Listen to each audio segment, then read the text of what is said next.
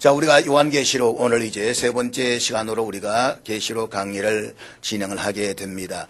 요한계시록 구조 기억하시겠습니까? 자, 앞에 있는 글을 띄워놨지만 안 보실 분은 안 보시면서 한번 정리해 보시기를 바랍니다. 1장은 서론, 송신자와 수신자에 관한 이야기, 또 요한계시록의 주제를 다루고 있다라고 이야기를 했습니다. 그리고 2장, 3장에서는 일곱 교회에 관한 이야기라고 이야기를 했습니다. 그리고 4장에서 6장까지에서는 하늘 보좌에 관한 이야기입니다. 그래서 6장 마지막에 가면 오른쪽 보좌에 앉으시니가 오른손에 봉한 인을 들고 있다라는 이야기가 나옵니다. 그런데 이 봉한 인을 6장에서 1장 넘어가면 어린 양이신 예수께서 그 봉한 인을 개봉했다라는 이야기하면서 이제 이야기하시는데 첫째 인을 떼고 둘째 인을 떼고 쭉 나갑니다. 이 인에 관한 이야기는 사람에 대한 재앙이라고 이야기를 했습니다.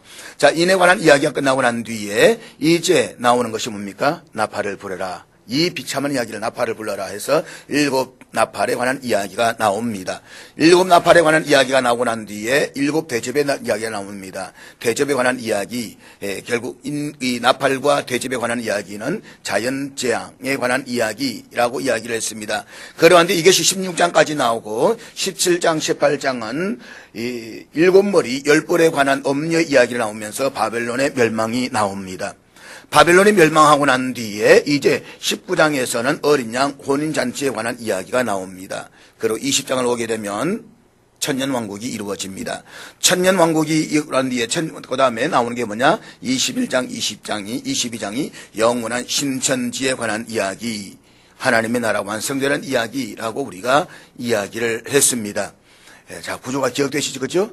자, 이런 구조를 기억하시면서 우리가 이제 오늘 말씀을 살펴보게 됩니다. 이 요한계시록은 묵시록이지만 편지글이기도 합니다. 따라서 편지 형태의 기본적인 구조에 따라서 이 요한계시록을 구분해 보면 형식상 서론, 본론, 결론이라는 세 부분으로 나눌 수가 있습니다. 그러니까 1장 1절부터 8절까지를 편지글의 시작인 서론 부분이라고 한다면 오늘 읽은 1장 9절부터 22장 5절까지는 요한계시록의 본론 부분에 해당한다라고 이야기를 합니다. 그리고 22장 6절 이하에서 나머지 말씀은 요한계시록을 끝맺는 결론 부분 이라고 우리가 나눌 수가 있습니다. 그리고 이 정확한 것은 아니지만 본론 부분, 다시 말하면 요한계시록 1장 9절에서 22장 5절까지의 부분을 다시 세 부분으로 나눌 수가 있습니다. 그것이 밑에 녹색 박스 안에 있는 구분이라고 말할 수가 있습니다. 그래서 1장 9절 이하의 이야기는 이 본 것에 관한 이야기, 그러니까 과거입니다. 본 것에 관한 이야기라고 말한다면 2장과 3장은 현재 이제 있는 일에 관한 이야기라고 말할 수가 있고 4장부터 22장 5절까지는 장차될 일, 미래에 관한 일이라고 해당된다고 볼 수가 있습니다.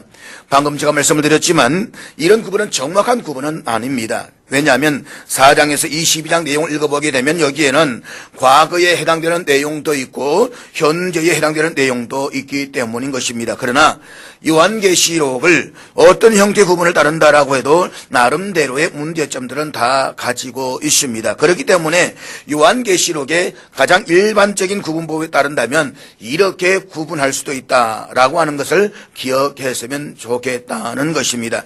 그렇게 볼 때에 오늘 읽은 본문은 요한계시록 첫 번째 환상의 기록으로서 본 것에 해당되는 본론 부분이라고 우리가 말할 수가 있습니다. 그리고 여기에는 환상 중에 나타나신 예수 그리스도 신비한 모습과 이 요한계시록을 기록하라라고 명령을 기록하고 있습니다. 따라서 우리는 본문을 통해서 이런 교훈을 얻을 수가 있습니다.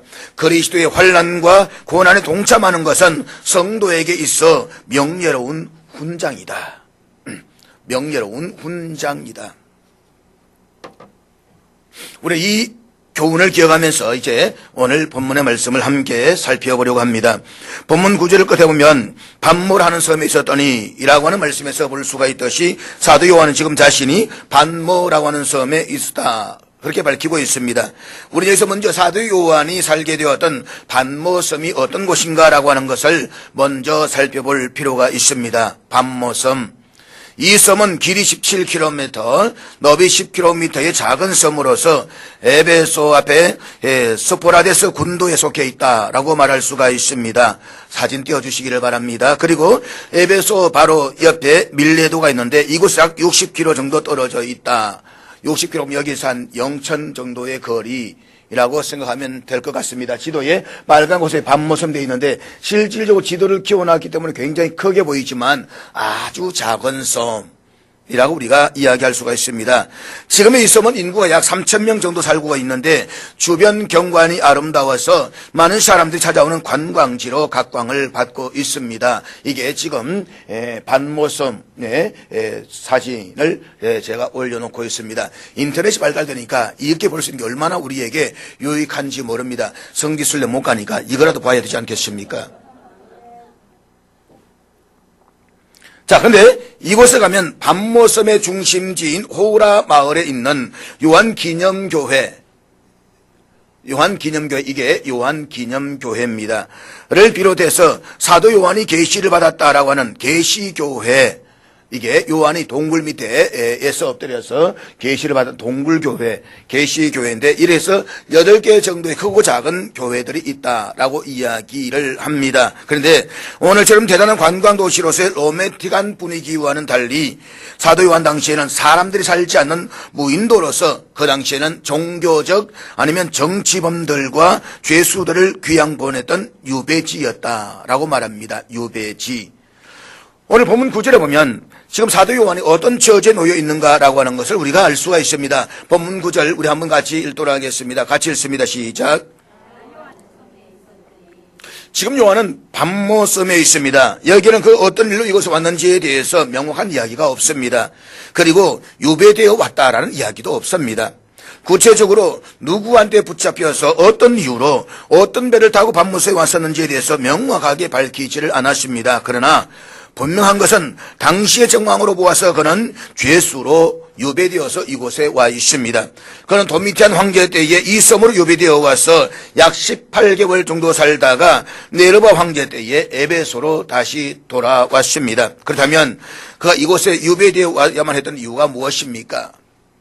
본문 9절에 보면 하나님의 말씀과 예수를 정문하였으므로 라고 했습니다. 그러니까 하나님의 말씀 곧 예수 그리스도의 복음을 증거하다가 반모섬이라고 하는 곳에 유배되어 온 것이 틀림없다는 것입니다.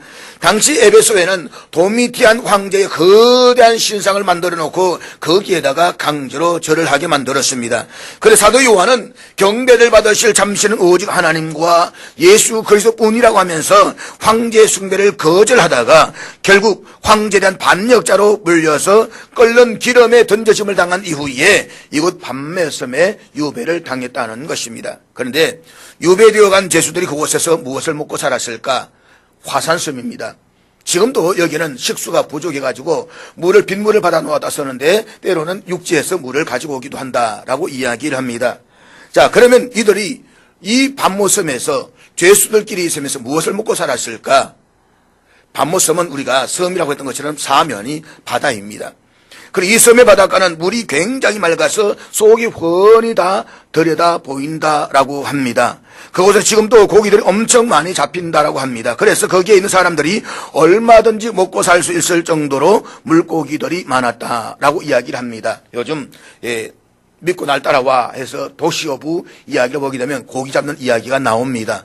그래서 8짜니, 9짜니라고 하면서 고기 나오는데 이거는 지금 보고 안 잡히는 것도 많고 해가지고 허탕치도 있지만 이 반모섬은 굉장히 고기가 충만했던 넉넉했던 지역이다 라고 이야기할 수가 있는 것입니다. 그렇기 때문에 아마 당시 사도 요한은 이곳에서 얼마든지 고기를 잡아먹으면서 살았을 것이라고 추정해 볼 수가 있습니다. 그런데 지금은 관광도시가 되어서 사람들이 많이 살고 있지만 그때만 해도 유배지였기 때문에 죄수로 들어갔습니다. 선교사로 들어간 것이 아닙니다. 관광객으로 들어간 것이 아닙니다. 죄수로 들어갔습니다. 현실적으로 말하면 요한은 사회 악으로 몰려서 사회로부터 철저하게 격리된 상태였습니다. 그간 죄수들과 함께 자유를 박탈당한 처지에 놓여 있었습니다. 사랑하는 여러분, 죄수로 그곳에 들어갔을 때 요한의 심정이 어떠했을까요? 요한이 AD 95년쯤에는 요한계시록 이때는 노인이었습니다. 요한이 약 AD 6년경에 출생을 했다라고 이야기를 합니다. 그렇다면 지금 그의 나이는 90세를 바라보는 백발이 성성한 노인이었습니다. 바닷가에 나가면 그 백발이 바닷바람에 의해서 그대로 휘날리는 노인이었습니다. 백발이 성성한 노인이 유배지에 끌려가서 바닷가에 나가면 갈매기 소리만 들려옵니다. 파도 소리가 들려옵니다. 서사람 바람이 불 때는 머리카락이 휘날립니다. 사랑하는 여러분, 사도 요한이 철인이 아닙니다.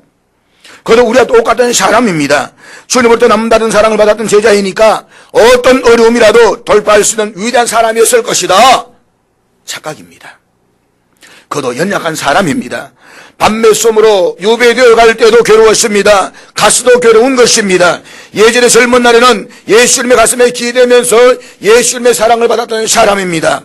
우리가 서로 사랑하십시다 라고 외쳤던 분입니다. 힘차게 사역을 감당했던 분이었습니다. 그러나 이제는 노인입니다. 힘이 없습니다. 외롭습니다. 처량합니다. 그런 상황 속에서 유배지에 끌려와 죄수로 살고 있는 요한의 심정을 한번 상상해 보십시오. 아마 이런 기도가 나오지 않을까요? 하나님, 하나님의 나라가 임한다라고 했는데 어떻게 된 것입니까? 지금은 로마가 지배하고 있습니다. 로마의 황제들이 세계를 휘두르고 있습니다. 심지어 로마의 황제들 중에서는 자신을 신이라고 하면서 우상을 숭배하게 만듭니다. 저 에베소, 내가 있었던 저 에베소에 있는 하나님의 백성들은 꼼짝달싹 못하고 환난을 당하고 있습니다. 순교를 당하고 있습니다. 주의 나라가 임한다라고 했는데 도대체 어떻게 된 것입니까? 사랑하는 여러분, 요한이라고 갈등이 없었겠습니까? 예수를 잘 믿는 목사에게도 갈등이 없을까요? 있습니다. 꼬집으면 다 아픈 것입니다. 먹을 것이 없으면 배가 고픈 것입니다. 따가운 말을 들으면 가슴이 아픈 것입니다. 섭섭한 말을 들으면 가슴에 상처를 받습니다. 잡혀가면 괴로운 것입니다. 사람에게는 누구에게나가 육신적인 괴로움이 있습니다. 외로움도 있습니다. 지금 사도 요한이 그렇습니다. 그는 지금 육신이 죄수로 밤모섬에 와 있습니다. 그런데 9절을 다시 한번 보시기를 바랍니다. 요한은 자신을 가리켜서 이렇게 소개하고 있습니다. 본문 9절 말씀 우리 다시 한번 같이 읽도록 하겠습니다. 같이 읽습니다. 시작. 우리는 여기서 요한이 자신을 가르쳐서 두 가지로 소개하고 있는 것을 볼 수가 있습니다. 첫째로 요한은 자신을 가르쳐서 너희 형제라고 했습니다. 여기서 너희란 요한계시록의 1차적인 독자들로서 하나님의 말씀과 예수 그리스도의 복음을 전하다가 극심한 환난과 고난 가운데 있는 소아시아의 7 교회들을 가르칩니다. 그러나 여기에서 너희란 오고 오는 모든 세대의 그리스도인들, 복음을 전하다가 고난을 받는 모든 그리스도인들을 가리키는 것입니다. 그러니까 사도 요한 너희 형제라고 하는 것은 오늘 저와 여러분을 향해서 말씀하고 있는 것입니다. 너희 형제 사도 요한, 우리의 형제 사도 요한 말입니다. 특별히 원문을 보게 되면 형제와 동참하는 자가 하나의 관사로 묶여져 있는 것을 볼 수가 있습니다. 이것은 요한이 그리스도의 고난에 참여함으로써 고난받는 그리스도인들과 한 형제가 되었다는 것을 나타내고 있는 것입니다. 다시 말하면 함께 그리스도의 복음을 위해서 고난을 받지만 그것을 참고 견디기 때문에 고난을 당하는 자와 형제가 될 수가 있다는 것입니다. 그러므로 그리스도 안에서 형제가 될 수 있는 기본적인 조건은 예수의 환난과 나라와 참음에 동참하는 자라 한다는 것을 우리에게 말씀해 주고 있습니다. 그렇습니다. 예수 그리스도의 이름으로 환난과 나라와 참음에 동참하는 사람은 그가 어디에 있든지 무엇을 하든지 모두가 다 그리스도 안에서 한 형제 자매인 것입니다. 기억하십시오. 그가 교회 출석한다고 해서 형제가 아닌 것입니다. 그가 직분을 가지고 있다고 해서 형제가 아닌 것입니다. 그가 우리들 가운데 있다고 해서 형제가 될 수가 없는 것입니다. 오직 예수 그리스도의 이름으로 환난과 나라와 참음에 동참하는 사람만이 형제 자매인 것입니다.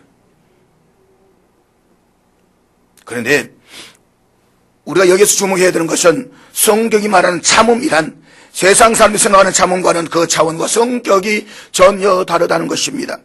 세상 사람들이 있어서 고난을 참는 것은 자신의 힘으로는 도저히 어떻게 할 수가 없는 상황에서 수동적인 기다림을 의미할 때가 많이 있습니다.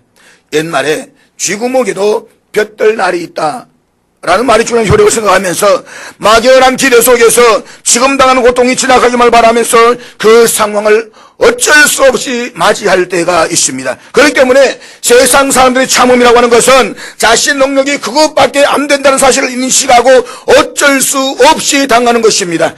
따라서 세상 사람이 있어서의 고통은 체념이며 그것은 또 다른 고통의 연속을 이야기하고 있는 것입니다.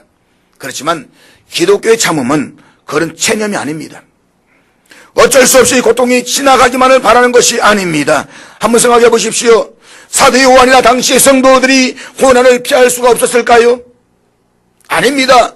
얼마든지 고난을 피할 수 있는 길이 있었습니다. 가장 쉬운 길은 자신의 신앙을 포기하면 되는 것입니다. 신앙을 포기하고 황제 신상 앞에 나가서 절을 하면 모든 것이 다 끝나는 것입니다. 그러면 굳이 고난을 받지 않아도 됩니다. 순교를 당할 이유도 없는 것입니다. 그것이 아니라고 한다면 먼 곳으로, 더 먼 곳으로 도망을 가면 되는 것입니다. 그렇지만 요한이나 당시 성도들은 그렇게 하지 않았습니다. 그는 하나님의 말씀과 복음을 전하는 일에 포기하지 않았습니다. 십자가의 도를 전하는 일을 부끄러워하지 않았습니다. 그리고 자신의 안위를 위해서 도망을 가지도 않았습니다. 그렇기 때문에 올바른 성도에 있어서 참음이라고 하는 것은 자신의 능력의 한계를 느끼기에 받는 고통과 고난과는 차원이 다른 것입니다. 오히려 이 고난은 자신들이 기쁨 가운데 스스로 선택한 것입니다. 저들은 예수의 복음과 하나님의 나라를 위해서 적극적이면서도 농정적으로 고난을 감당한 것입니다. 그렇기 때문에 그들은 고난 중에서도 기뻐할 수가 있는 것입니다. 역경 중에서도 기도와 찬송을 잃어버리지 않을 수가 있었던 것입니다. 그래서 다메섹에서 부활의 주를 만난 이후에 평생을 고난과 어려움 속에 살았던 사도 바울은 디모데후서 2장 3절에서 이렇게 권면하고 있습니다. 우리 같이 읽겠습니다. 너는 그래서 예수의 좋은 병사로 나와 함께 고난을 받으라. 사랑하는 여러분, 이 영적인 원리를 마음 깊이 새길 수 있기를 바랍니다. 그리고 더 나아가서 고난 속에 있을 때에 여러분의 신앙적 상태를 한번 점검해 보십시오. 그 속에서 여러분은 어떤 태도를 취하고 있습니까? 하나님이 원망스럽습니까? 고통스럽기에 하나님의 능력을 의심하게 되십니까? 한숨과 불평이 나오며 낙담하게 됩니까? 그렇다면 여러분은 지금 세상적인 방법으로 마지못해서 지금의 고난을 체념 상태에서 받아들이고 있는 것입니다. 사랑하는 여러분, 고난과 역경과 어려움 속에서도 주를 향한 적극적인 신앙의 사람이 될 수 있기를 축복합니다. 그 고난의 시작이 여러분의 자발적이며 능동적인 선택으로 된 것이라고 한다면 그 믿음의 태도를 끝까지 지킬 수 있기를 축복합니다. 그리고 그리스도를 위해서 그리스도와 함께 고난을 받는 사실을 잊지 마십시오. 그래서 그 고난에 적극적으로 참여해서 예수 이름의 참 제자가 될 수 있는 저와 여러분 될 수 있기를 주 여러분 축복합니다. 그리할 때에 우리 모두는 그리스도 안에서 영원한 형제 자매가 되는 것입니다.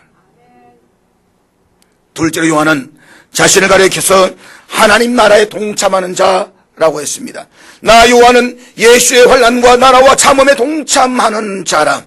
사랑하는 여러분, 우리 여기서 백발의 성성한 노인의 가랑가른 음성과 당당한 모습을 볼 수가 있습니다. 그에게서는 한 줌의 위축됨이나 부끄러움도 찾아볼 수가 없습니다. 그 이유가 무엇입니까? 세상으로부터 암적인 존재로 낙인이 찍혀서 죄수가 된 그가 어떻게 이렇게 당당할 수가 있는 것입니까? 이유는 단 한 가지입니다. 그가 하나님 나라에 동참한 자였기 때문입니다. 진리를 믿으며 그 진리를 전했던 그였기 때문에 고통과 고난 속에서도 그처럼 당당할 수가 있었던 것입니다. 그렇습니다. 사랑하는 여러분, 잊지 마십시오. 고난의 고통과 역경 속에서도 예수님의 교훈을 따라 살아가는 사람만이 이런 당당한 모습을 가지며 살아갈 수가 있는 것입니다. 생각해 보십시오. 만약에 요한이 고난을 두려워해서 신앙을 포기했다고 한다면 이런 당당함을 가질 수가 있었겠습니까? 절대 그렇지 않습니다. 베드로를 생각해 보십시오. 그에게 있어서 한때 예수를 부인했던 것이 얼마나 수치스러운 것이었습니까? 그래서 그 수치스러움을 조금이라도 보상받고자 십자가에 거꾸로 매달려서 순교를 하지 않았습니까? 그러므로 기억하십시오. 잠시 받는 고통과 고난을 피해서 믿음을 저버린 순간 성도에게서의 당당함은 사라져버리고 말 것입니다. 그러나 예수의 환난과 고난에 동참하는 것은 성도에게 당당함을 주는 놀라운 축복이 될 것입니다. 그렇습니다. 예수 그리스도의 환난과 고난에 참여하는 것은 그 성도의 가슴에 달리는 명예 훈장과도 같은 것입니다. 그로 인해서 우리는 언제 어디에서나 누구에게든지 당당하게 자신을 성도라고 이야기할 수가 있는 것입니다. 나는 주님의 제자입니다. 나는 성도입니다. 그러므로 사는 여러분 묻습니다. 여러분은 당당하게 살고 싶으십니까? 아니면 부끄럽게 사시겠습니까? 평생을 두고 마음에 엉머리 담게 된 선택을 하지 않게 되기를 축복합니다. 물론 예수 그리스도 고난과 환난에 동참하는 것은 분명히 어려운 일입니다. 그로 인해서 사회에서 공공연한 따돌림과 고립을 당하게 될는지도 모릅니다. 아니면 계산상의 어떤 세상상의 손해를 당할 수도 있을 것입니다. 그러나 기억하십시오. 불이익만 있는 것이 아닙니다. 아니 세상에서 잠깐의 이익이 줄 수 없는 영원한 복을 누리게 될 것입니다. 우리 주님의 피 묻은 손으로 손수 닦아주시는 명예의 훈장을 받게 될 것입니다. 그러므로서 우리 주님께서 다시 오실 그날 당당함과 떳떳함을 누릴 수 있게 될 것입니다. 이 길을 걸어가는 저와 여러분이 쓰기를 주의 이름으로 축복합니다. 그런데 놀라운 사실은 너희 형제여 하나님의 나라와 고난에 동참하는 자라고 이 사도 요한 그가 그의 주어지던 놀라운 축복이 10절의 말씀입니다. 본문 10절 말씀 우리 같이 읽도록 하겠습니다. 다 같이 읽습니다. 시작. 이 말씀은 사도 요한이 어떤 계기로 요한계시록을 기록하게 되었는가를 보여주고 있습니다. 지금 사도 요한은 육신적으로는 기력이 제한 노년의 시기에 죄인의 신분으로 밤모섬에 끌려와 유배 생활을 하고 있습니다. 어느 신학자의 말에 의하면 밤모섬에 유배된 죄인은 그 섬의 탄광에서 노역을 감당해야만 했었다라고 말합니다. 따라서 요한도 노년의 나이에 매일매일 육체적으로 힘든 일을 감당했을는지도 모릅니다. 설령 그가 노역을 하지 않았다라고 할지라도 사회적으로 죄인인 요한은 자신의 식사를 해결하기 위해서 몸소 일을 해야만 했을 것입니다. 이처럼 육체적으로 열악한 상황 속에 처해 있던 요한이 있지만 그는 결코 나태하지 않았습니다. 만약 그가 나태한 생활을 하고 마음에 그리된 의심을 조금이라도 품고 있었다라고 한다면 성령의 강권적인 역사가 그에게 나타나지 않았을 것입니다. 그는 시간이 날 때마다 주님 앞에 다시 오심을 사모하면서 기도했을 것입니다. 그가 얼마나 기도를 했는가라고 하는 것은 그의 이마가 증명해 주고 있습니다. 앞에 사진을 보시기를 바랍니다. 이게 사도 요한인데 앞 이마에 보면 이마가 불쑥 튀어나와 있는 사진을 볼 수가 있을 것입니다. 다시 말해서 요한의 이마는 이 그림처럼 혹이 불쑥 튀어져 나와 있다라고 말합니다. 이 흔적은 그가 이마를 동굴 암벽에다가 대고 오랫동안 기도를 해서 생긴 굳은 살이라고 이야기를 합니다. 야고보가 얼마나 무릎 꿇고 기도했던지 그의 무릎이 낙타 무릎이었다는 것과 같은 이치라고 볼 수가 있습니다. 그는 시간이 날 때마다 사랑했던 주님, 다시 오실 주님을 사모하면서 이 고난의 순간에서도 절망하거나 포기하지 아니하고 기도했다는 것입니다. 그렇기 때문에 오늘 본문의 사도 요한은 이렇게 증언합니다. 주의 날에 내가 성령에 감동되어. 보십시오. 요한이 성령에 감동할 수 있던 이유는 육체적으로 열악한 상황 속에서도 그가 하나님을 찾는 일에 게을리하지 않았기 때문인 것입니다. 사랑하는 여러분, 혹여 오늘 열악한 육체적 상황을 이유로 영적 나태를 합리화시키고 있지는 않습니까? 세상 일에 얽매여서 돈을 벌여야 한다는 이유로, 공부를 해야 한다는 이유로, 친구를 만나야 한다는 이유로 영적 생활을 등한시해도 괜찮다라고 생각하고 있지는 않습니까? 오늘 너무나도 많은 성도들이 육체적인 필요를 위해서 영적인 문제를 등한시하고 있다는 사실은 참으로 안타까운 일이 아닐 수가 없는 것입니다. 그러나 사랑하는 여러분, 기억하십시오. 육체적인 필요를 위해서 영적 나태를 묵인하는 것은 지금 크게 잘못하고 있는 것입니다. 육체적으로 힘들고 잘 시간이 없다라고 해서 주님을 찾고 예배하는 일을 등한시한다라고 하는 것은 결국 열악한 상황의 연속을 만들어갈 뿐인 것입니다. 우리 주님의 시간 원칙을 한번 생각해 보십시오. 병든 자를 고치시고 말씀을 가르치시느라 육체적 심히 피곤하셨음에도 불구하고 주님은 먼저 하나님께 나아가 기도하셨습니다. 온몸이 피곤해 시들어 있는 순간에도 그분은 주님께 나아가 기도하는 시간을 잊어버리지 않았습니다. 주님께서는 영적 생활을 최우선에 두시고 규모 있는 생활을 하셨습니다. 우리도 주님처럼 그렇게 살아야만 합니다. 좀 피곤하다고, 좀 바쁘다고 주님만은 일을 등한시하면 안 됩니다. 근데 결국 우리에게 습관이 되어서 주님을 멀리하는 결과를 초래하는 엄청난 일이 되어져 버리고 말 것입니다. 한 번 빠지지만 두 번 빠지지만 결국 내 육체적인 안위를 위해서 내 육체의 피해를 따라가다가 내 영적인 생활은 무뎌지게 될 것이고 결국 내 신앙도 사라질 것이고 믿음에도 떠나갈 수가 있는 것입니다. 주의 날에 내가 성령에 감동되어 아마 주일이었기 때문에 혼자서 예배를 드리려고 기도를 하고 있었는지도 모릅니다. 그래서 순간적으로 성령에 감동되었다라고 했습니다. 여기에서 성령에라고 하는 말은 성령 안에라는 표현입니다. 원문 그대로 직역을 하면 내가 성령 안에 있게 되었다 이 말입니다. 그런데 성령 안에라고 하는 이 표현이 요한계시록에서 매우 중요한 표현으로 나타나고 있습니다. 4장 2절에 보면 내가 곧 성령에 감동되었더니 라고 하면서 곧 성령 안에라는 표현이 나옵니다. 17장 3절을 가보면 곧 성령으로 나를 데리고 광야로 가니라 라고 했는데 여기에도 원문에 보면 곧 성령 안에라는 표현이 나옵니다.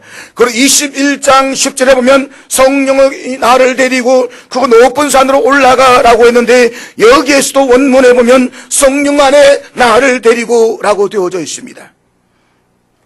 자, 보면은 우리가 이 성령 안에라는 단어가 요한계시록에서 중요한 위치를 차지하고 있다라고 하는 것을 우리는 다시 한번 기억할 필요가 있습니다.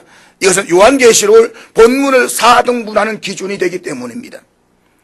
1장 10절에서 성령 안에 있었는데 성령 안에서 영광스러운 그리스도를 보았습니다. 그리고 2장과 3장에 나오는 7교회들의 편지를 써보내는 것이 성령 안에서 일어났습니다. 다시 말하면 성령 안에서 그리스도와 교회의 모습을 보았다는 것입니다.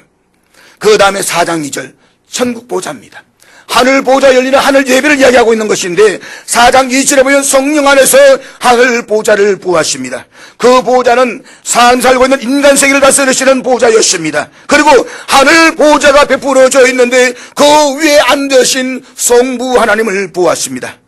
요한이 볼 때 이상을 마치 로마가 완전히 지배하면서 하나님께서 마치 주무신 같이 느껴지는 상황이었습니다. 그런데 성령 안에 들어갔더니 보좌가 보이는데 그 보좌 위에 앉으신 분이 보이고 그 앉으신 분이 우주 만물을 다스릴 뿐만 아니라 인간 세계를 다스리고 계시는 장면을 보았다는 것입니다. 그런데 그 다스리실 때에 7인과 7나팔과 7 대접으로 다스리십니다. 그것이 4장부터 16장까지의 기록된 내용입니다. 그리고 17장에 가보면 광야로 인도를 받습니다. 광야로 나가서 7머리 10뿔을 타고 있는 엄녀의 모습이 보입니다. 그때 7머리 10뿔이 무시무시하게 생겼는데 그 7머리 10뿔이 다 망하는 모습을 보여주십니다. 그래서 21장에 넘어가면 성령 안에서 새 예루살렘을 보게 하십니다. 새 하늘과 새 땅이 보이는데 하늘 백성들이 완벽하게 마련된 완성된 천국의 모습이 그려져 있습니다. 사랑하는 여러분, 이것이 무엇을 의미하는지를 한번 생각해 보십시오. 첫 번째 성령 안에 있었을 때에는 그리스도와 교회를 보았습니다. 두 번째 성령 안에 있었을 때에는 하늘 보좌와 이 세상을 다스리시는 모습을 보았습니다. 세 번째 성령 안에 있었을 때는 세상 나라가 망하는 모습을 보았습니다. 로마가 영원할 줄 알았는데 로마가 온 세상을 지불할 줄 알았는데 그 로마가 망하더라는 것입니다. 네 번째 성령 안에 있을 때는 하나님의 교회가 완벽하게 구원받는 것을 보았습니다. 이것이 요한계시록의 4가지 내용입니다. 사랑하는 여러분, 우리가 여기서 성령 안에 있었다라고 하는 것이 무엇을 의미하는 것인지 다시 한번 생각해 보시기를 바랍니다. 그가 깊이 기도를 하는 가운데 성령 안에 들어갔습니다. 성령의 감동 안에 들어갔습니다. 그런데 뒤에서 나팔과 큰 음성이 들려옵니다. 그리고 그리스도의 영광스러운 모습이 보입니다. 성령 안에 있었는데 저 하늘 보좌에 가지고 올려가서 보좌 위를 다 보았습니다. 성령 안에 있었는데 광야에 와서 세상 나라의 멸망을 보았습니다. 성령 안에 있었는데 그 높은 산으로 인도를 받아서 하나님의 나라가 완성되는 것을 보았습니다. 신비한 영적 체험을 한 것입니다. 이것이 무엇을 의미한지 아시겠습니까? 살아계신 그리스도, 영광스러운 그리스도께서 지금도 하나님의 교회를 감찰하시고 하나님의 교회를 보호하고 계시다는 사실을 사는 여러분 믿으시기를 바랍니다. 악한 영이 일어나고 교회를 핍박하고 교회를 위기로 몰아간다라고 할지라도 하나님께서 교회를 다스리십니다. 하나님께서는 지금도 미국을 다스리고 계십니다. 지금도 러시아를 다스리고 계십니다. 지금도 중국을 다스리고 계십니다. 북한을 다스리고 계시고 한국을 다스리고 계시고 이 울산을 다스리고 계십니다. 기억하십시오. 보호자 위에 앉아서 다스리고 계시는 분이 계십니다. 그분이 바로 우리의 하나님 아버지이십니다. 우리 눈에는 보이지 않아도 하나님께서 온 우주 만물을 지금도 영원히 다스리고 계신 것을 믿으시기를 바랍니다. 우리 주님께서 이 세상을 다스리고 계십니다. 그리고 이 세상 나라가 하나님을 모르면서도 대단히 번창하고 있는 것 같이 보지만, 잘 사는 것 같지만 하나님 모르는 배부를 위한 세계, 7머리 10뿔의 짐승을 타고 있는 엄녀, 무시무시한 세상, 휘황찬란한 세상이 때가 되면 다 무너집니다. 무너졌도다 바벨론이여. 그때가 올 것입니다. 지금은 하나님이 잘 되는 것 같습니다. 하나님 본 사람이 더 잘 되어지는 것 같습니다. 세상 나라가 잘 되어져 가는 것 같습니다. 그러나 기억하십시오. 하나님의 때가 되면 무너질 것입니다. 그러므로 기억하십시오. 우리는 이 세상에 취해서 살아가야 할 사람들이 아닙니다. 그리고 마지막 때가 되면 하나님의 나라가 하나님의 백성들을 위해서 완벽하게 이루어질 것입니다. 여러분들이 그 나라에서 영원 무궁토록 살게 될 것을 믿으시기를 바랍니다. 이것이 요한계시록 전체의 내용입니다.